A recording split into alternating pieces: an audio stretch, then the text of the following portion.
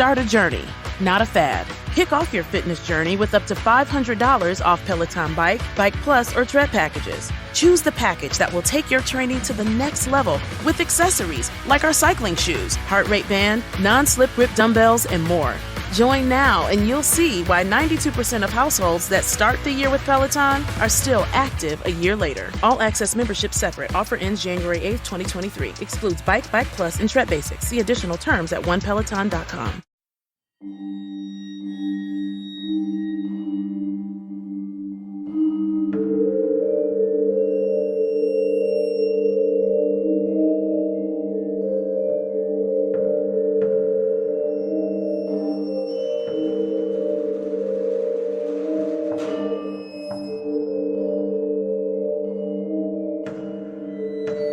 Hello, and welcome to episode 12 of Real Life Ghost Stories. Whoop, whoop, whoop, whoop. Why do you need to make that noise? I like making that noise, alright? It's an exciting noise. I want people to feel as excited as I am. Okay. I won't edit it out then. Just this once. Thanks.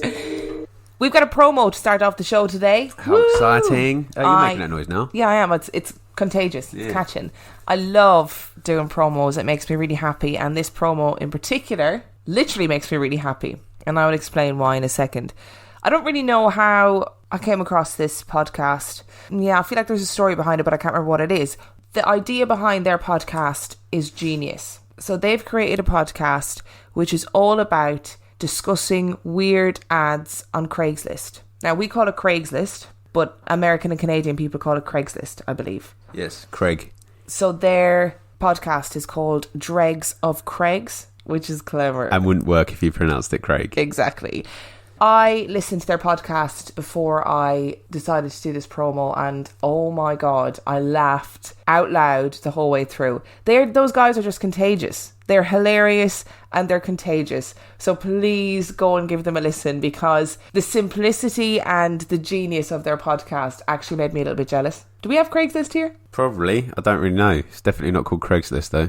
It would be probably I imagine we have versions of it, but Craigslist is a place where you can post ads for just about anything. So they can be like singles ads, they can be ads looking for particular things or selling things. But obviously with kind of open forum websites like that, you do get some weird people, and their podcast finds the weirdest and most wonderful ads from Craigslist and they read them to each other and have a laugh about it, and it's brilliant. So I'm going to play their promo now. Yeah. Let's just hope it's not silence.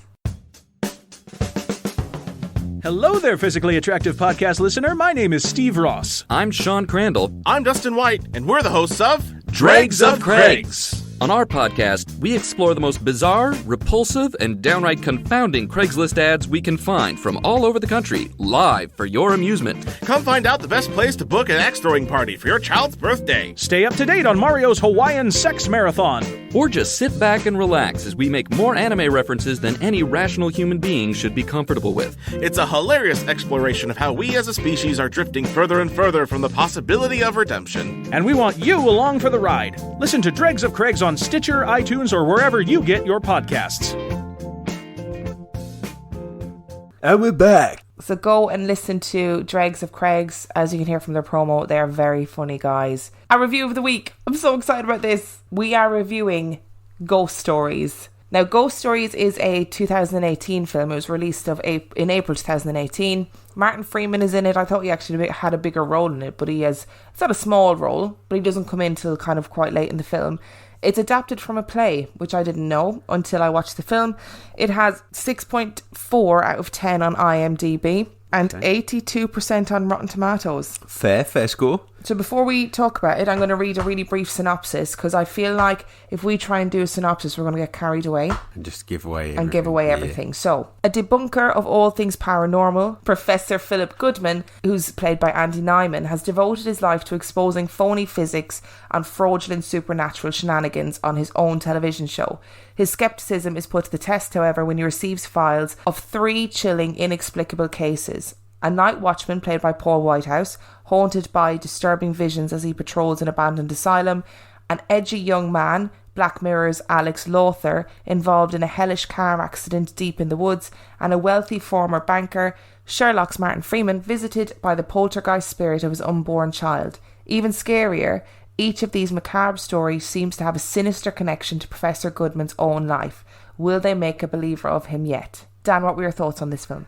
I am still a little unnerved by it, actually, even though we know the ending. It's left me slightly on edge. Why has it left you on edge? There was quite a lot of jump scares. They did a good job at building attention. Very clever. There's little things that you're noticing when you're going all the way through and you're a little bit like, I've seen that before. The acting is very good as well, which helped, because I thought Paul Whitehouse's character at the beginning was just... he was great. He's really good. So Paul Whitehouse is the guy who is in the Night Watchman in the Lunatic Asylum, and because a lot of our listeners are obviously American, Paul Whitehouse is a famous British actor, but he did like a sketch show. Comedian, yeah. Yeah, he did a sketch show when I was really little. I don't really remember it.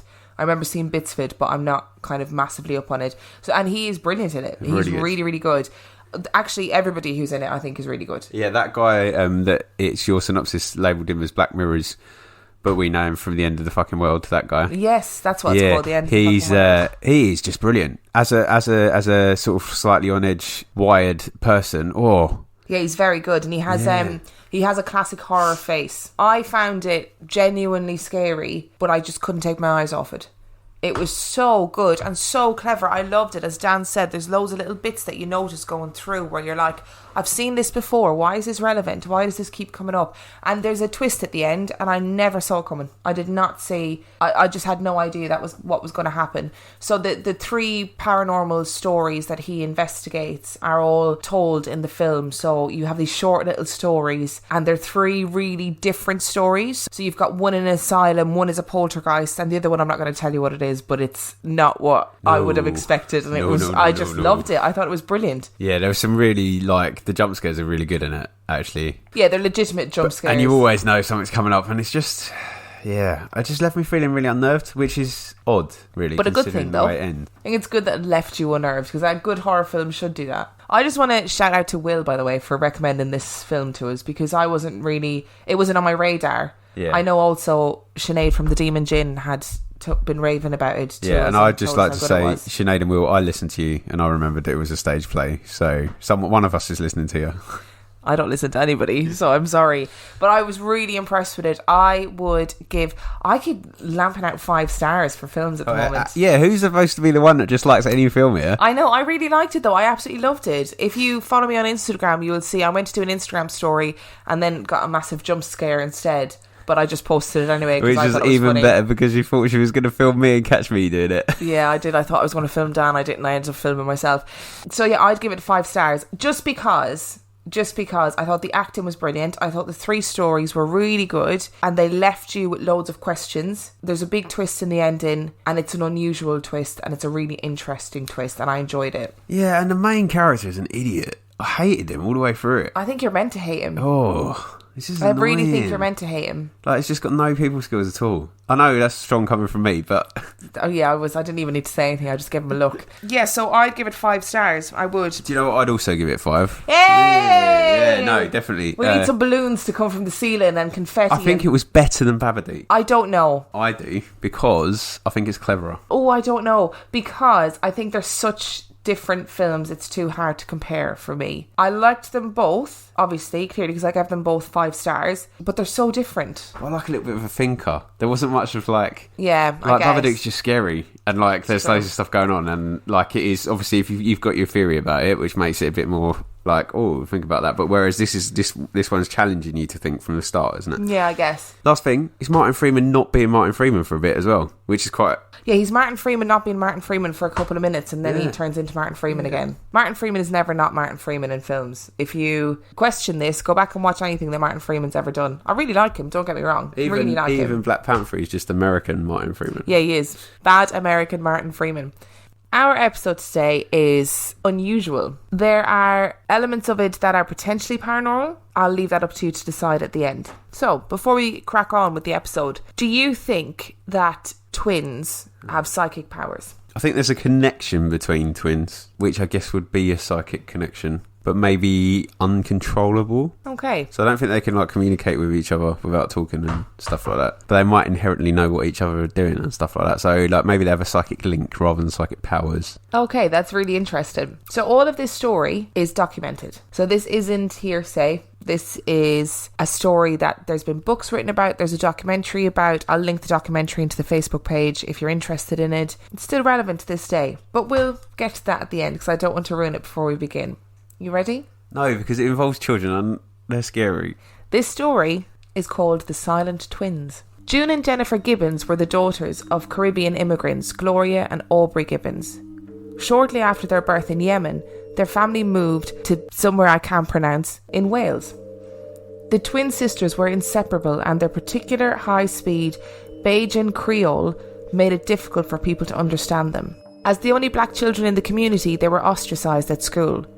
This proved to be traumatic for the twins, eventually causing their school administrators to dismiss them early each day so that they might avoid being bullied. Their language became even more idiosyncratic at this time. Soon, it was completely unintelligible to others. Their language qualified as an example of cryptophasia, exemplified by the twins' simultaneous actions which often mirrored each other. Eventually, the twins spoke to no one except each other and their younger sister Rose. By age 11, the girls had begun walking in absolute sync around the town. When they walked down the street, their steps were perfectly matched. However, if anyone dared to look at them, they would freeze completely until the passerby looked away. Isn't that so weird? I'm just going to pause so for a second. freaky. Isn't that so... Just the vision of that really freaks me out. It's a little bit like Shining, isn't it? Some twins. It is. Oh, yeah. Or Children of the Corn. Oh, yeah, it is a bit, isn't it? So just so you know, cryptophasia, because I had to look this up, is a specific language developed by twins, and it's been studied, and it's a psychological phenomenon that happens between twins where they develop their own language. That's mental. Isn't it? Yeah. I wonder whether they sit down. They probably don't even sit down and talk about it, do they? No, they probably don't. It probably just happens naturally. Maybe I've got psychic powers. So, let's continue. Okay. When the twins turned 14, a succession of therapists tried unsuccessfully to get them to communicate with others. They were sent to separate boarding schools in an attempt to break their isolation, but the pair became completely catatonic and entirely withdrawn when parted. So being catatonic means that you're completely non-responsive. Whoa. Yes, so that happened any time they tried to separate them. When they were reunited, the two spent several years isolating themselves in their bedroom, engaged in elaborate plays with dolls. They created many plays and stories in a sort of soap opera style, reading some of them aloud on tape as gifts for their sister Rose. So immersed were the pair in their own world that their family would not see them for days on end, and their mother resorted to leaving food outside the door. Inspired by a pair of gift diaries on Christmas 1979, they began their writing careers. They sent away for a mail-order course in creative writing, and each wrote several novels. Set primarily in the United States and particularly in Malibu, California, the stories involved young men and women who exhibit strange and often criminal behaviour. In June's Pepsi Cola addict, the high school hero is seduced by a teacher, then sent away to a reformatory where a homosexual guard makes a play for him. In Jennifer's The Pugilist, a physician is so eager to save his child's life that he kills the family dog to obtain its heart for a transplant. The dog's spirit lives on in the child and ultimately has its revenge against the father. Jennifer also wrote Discomania, the story of a young woman who discovers that the atmosphere of a local disco incites patrons to insane violence.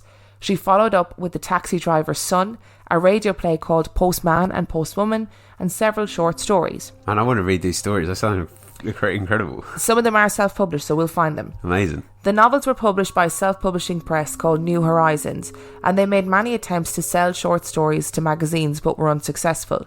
The girls committed a number of crimes, including arson, which led to them being admitted to Broadmoor Hospital, a high-security mental health hospital. Oh, in Broadmoor? Yes. Oh my gosh. They remained in Broadmoor for 14 years. Ugh.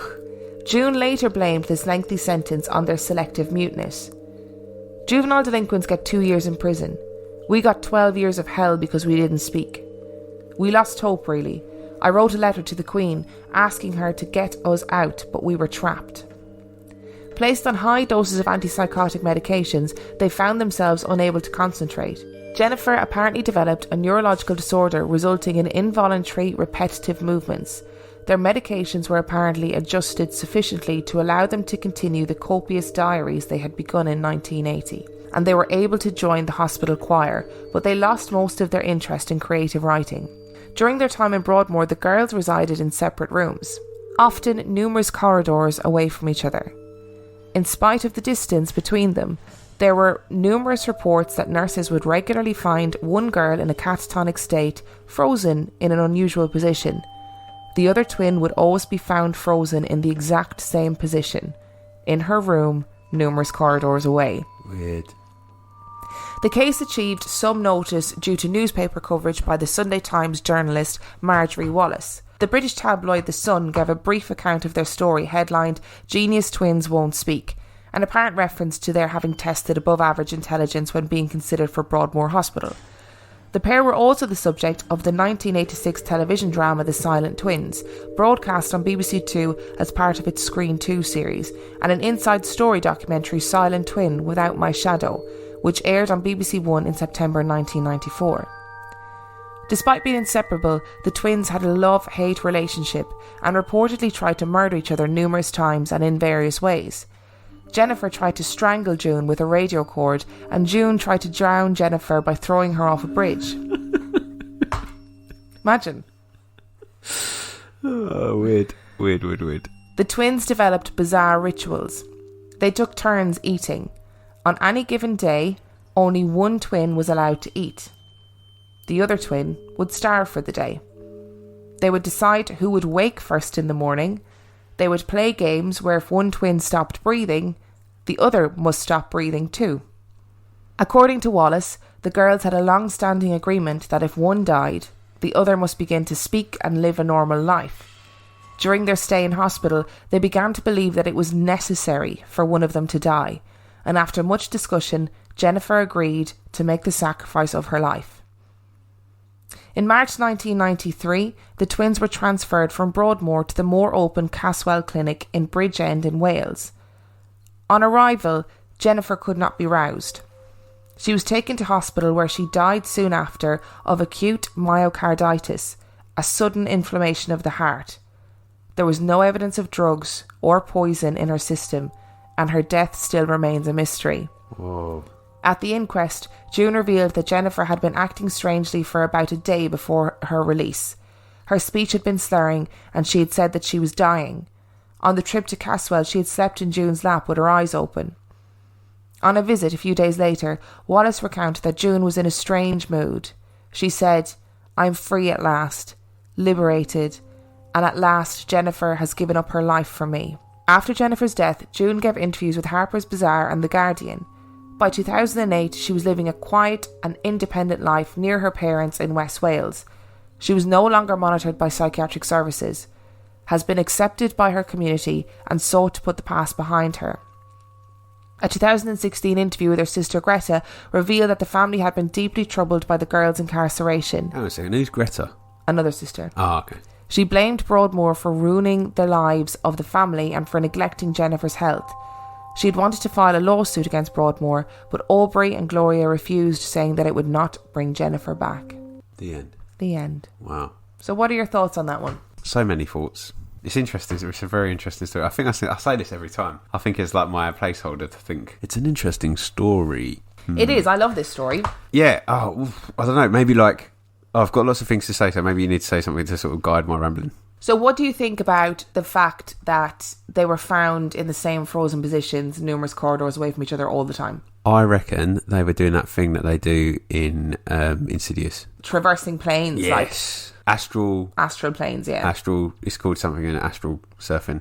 I'm going to call it that. Astral surfing. And that's how they met with each other when they were so far away. So they'd both go into the catatonic state, and then the spirit would come out of their body, and then they'd go into the corridor, and they'd meet up with each other, shoot the shit, and then go back to their bodies, like that. Oh, that just seems like a bit of an effort, really. No, it's amazing, isn't it? So I've seen videos of these girls together. Okay. And there was one particular video where they were eating in a canteen I think it was when they were first incarcerated into Broadmoor, and so everybody was eating as they do normally, and the two girls, it's like they were in slow motion. It was the most bizarre thing I think I've ever seen. Because they were recorded, because obviously people wanted to study them. It is like they were in slow motion. What if they were doing the studying though? Like, what if they were self-studying and like they realised that there was there was a connection between them, and then they're actually putting it all to the test? But they hated their connection between them. They tried to kill each other, for God's sake. Yeah, sometimes, but other times they worked quite well together, like walking in tandem. That's quite a seeing skill. that. Like, that's so weird. It just makes me feel funny. So Jennifer's death then. Like, you know how they talk about like old couples where like they've been married for years and then one of them dies and the other one just gives up. Heart. Yeah. So maybe she just gave up because she realised. I can't get my head around it. How can your heart just like? Maybe it was one spirit in two bodies and just had to get rid of one of the bodies because it was just too much. Because I get that, like, people drop dead. I like the way you just ignored that. I get that people drop dead. Yeah. Right, I know that happens. But, like, they both said that one of them would never make it to Caswell and that it would be Jennifer that would die. They both said it. And this woman, Marjorie, the woman who actually got really close to them and wrote the book about them, so before they went to Caswell, she was obviously really happy for them. Jennifer said to her, but I'm not going to go there. And Marjorie was like, of course you're going to go there. And she was like, no, I'm going to die. And she was completely calm about it. She's like, I'm going to die before I get there. Premonition? But it's like they willed her to death. Yeah. The pair of them. It's like Jennifer and June decided, they just willed her to death. It just blows my mind. And they decided that she was going to die because she was in their mind, she was the weaker twin. In Jennifer and June's mind, she was the weaker twin. Interesting. Isn't that just mad? Yeah, it's crazy. It's crazy. There's probably something to it as well. Oh, there's something going. I don't know. There's something about it though that's like a little bit sinister. Why do you think it's sinister? It's almost like there's like something's gone wrong. Like they were never supposed to be twins. Oh, that's interesting. Do you see what I mean? Like, yeah, it's almost like they're held back by each other. They were massively held back by each other. And see, the thing is that when they were little, they both had a speech impediment that, like, psychologists believe that part of the reason why they stopped talking because of their Bayesian Creole and because of their speech impediment. They got sick of people saying, oh, sorry, what? Can you repeat that? So they just stopped speaking altogether. That was the kind of beginning of them just becoming completely symbiotic and not having an existence outside of each other. Yeah, maybe they were just too close. Maybe the connection was just too strong. They were intelligent enough to realise that, like, it had to give. Do you want to know something else mad that I didn't include in the story? I'm not sure now because I feel a bit... They both lost their virginity to the same boy. Yeah. I know, it's just weird. The whole thing is weird, isn't it? Yeah. The whole thing is just... That's very odd. Just so strange. Like, everything about this story just slays me. What if they were aliens? Oh my God. Way to try and shoehorn in a paranormal aspect. No, I'm not actually. I went aliens because I knew it would get a reaction from you.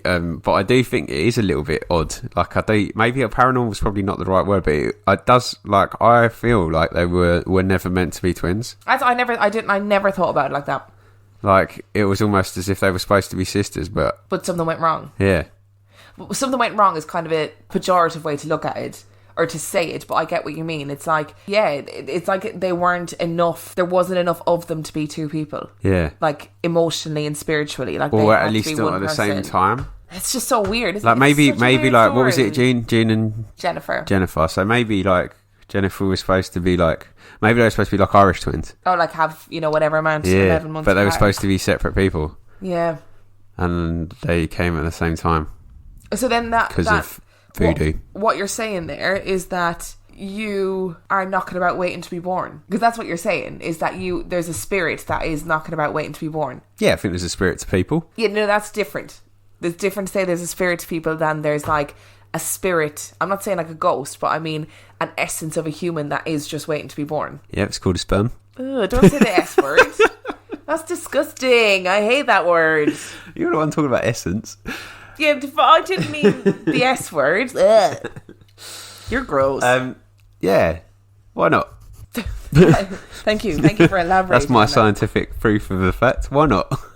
What are you going to do about it? What do you think? If you were to say whether or not this was paranormal, what do you think?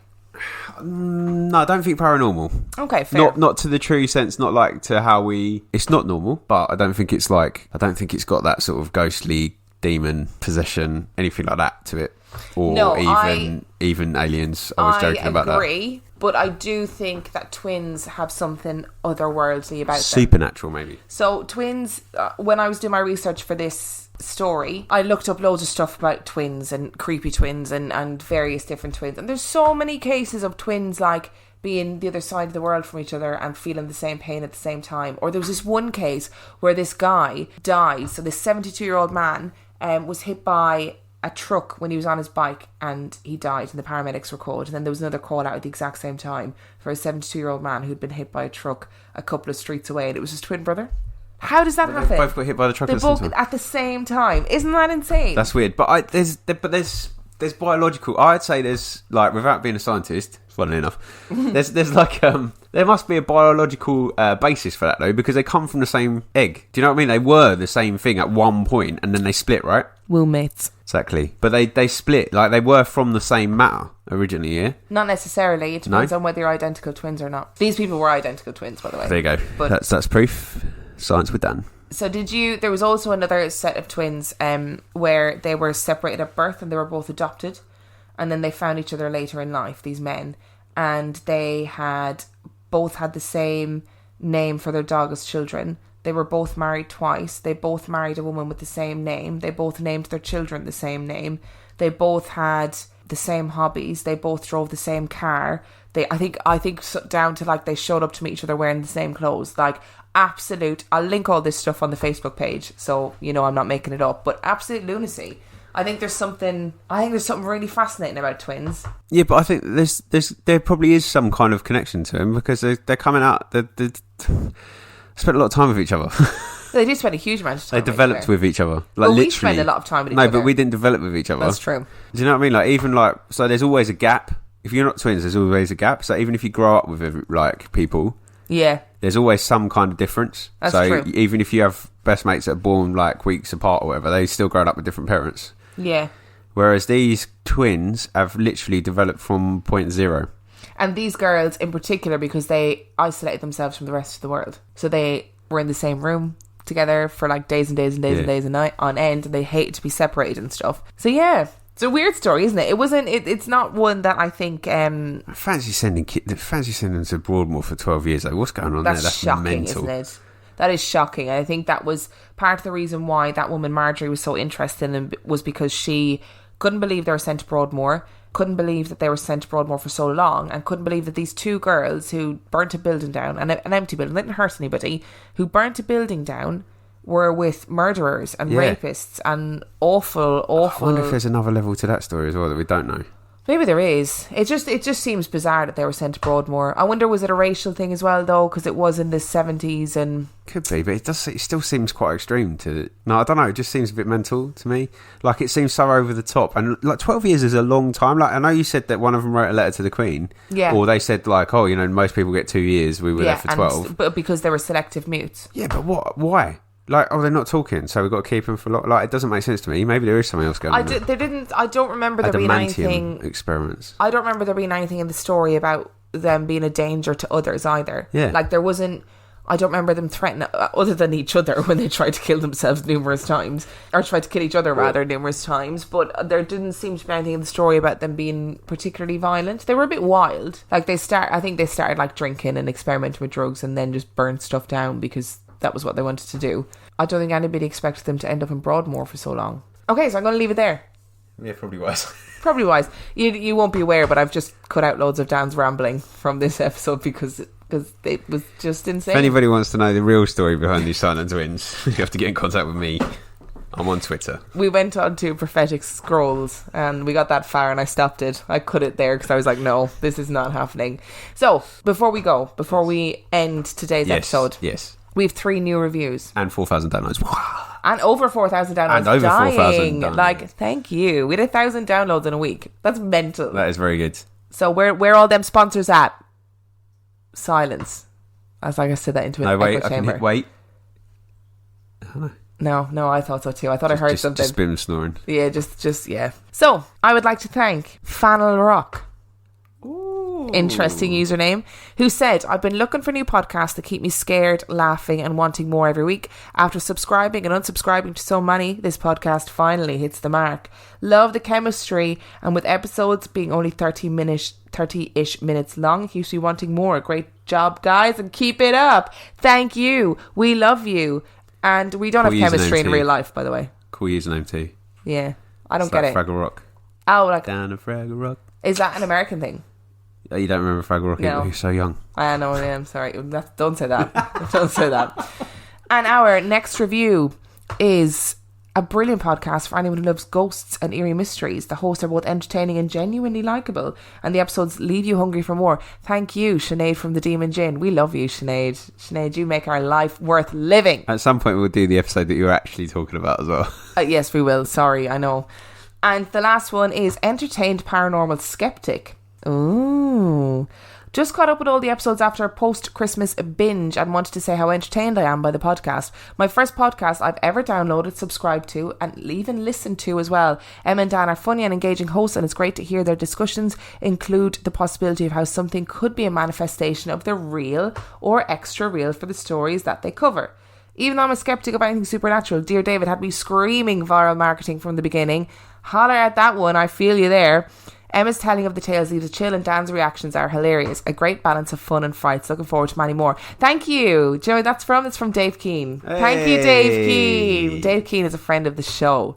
Yes, he is. I was so tempted to do a Scottish accent then. Don't even try, because neither of us can do it. No. And thank you to Sinead also, who is a friend of the show, and we love her. And if you're listening to this and you've binged all our episodes, can you just tweet us at Real Ghost Pod with the hashtag BingeLife, please, just so I can see how many of you have actually binged.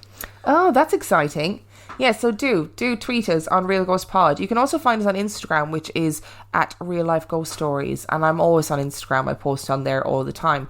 You can find us on Facebook. We have a closed group called Real Life Ghost Stories Podcast, and don't bother looking for us on Snapchat because I don't really use it. Sorry to those people who have us on Snapchat already. And finally, make sure you go and listen to Dregs of Craigs. I promise you it's worth it. But for my British and Irish listeners, that is Craigs. So Craig. Dregs of Craigs. But it doesn't work so much. But yeah. Before we go on. If you had a twin, what would your twin's name be? I get to pick it. Yeah. I get to name my own twin. Yeah. I'd give him a shit name because I don't want my twin to have a better name than me. Like, I don't want my twin to have a better name than Emma. And every name is better than Emma because everybody's called Emma. I'd give them, like, a really horrible name so that they get bullied.